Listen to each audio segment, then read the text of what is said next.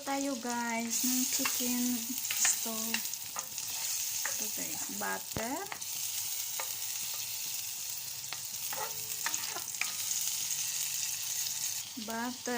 Then lagyan natin ang garlic, chopped garlic. Hanggang mag-brown siya guys. Ilagay natin guys ang chopped onion.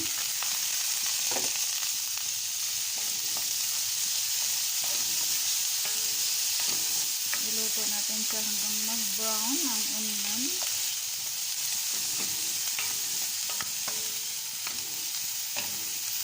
I-fry natin ng maayos ang onion guys para masarap.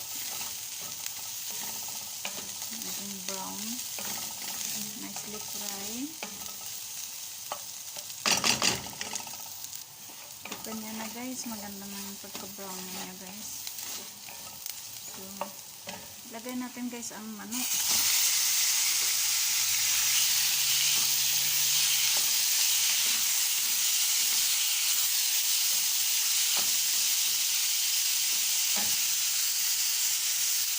Lagyan natin ng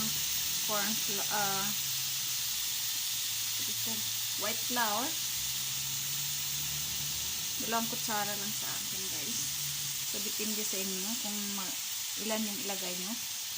Depende sa mga niluluto ng manok kung magkano karami yung manok nyo. Lagyan ko na siya guys ng chili flakes and pepper powder.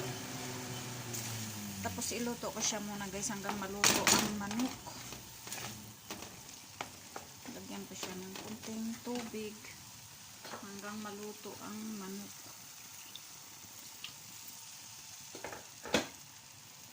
So ito na guys, ilagay ko guys ang mixed vegetables guys.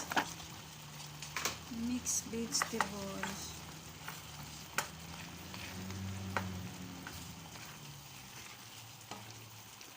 Lagyan ko pa to ng oregano para pampasarap. Luto ko muna.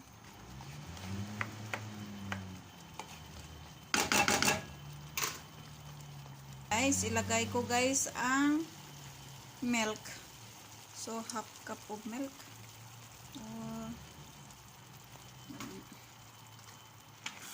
Depende sa inyo guys kung magkano yung gusto nyong ilagay.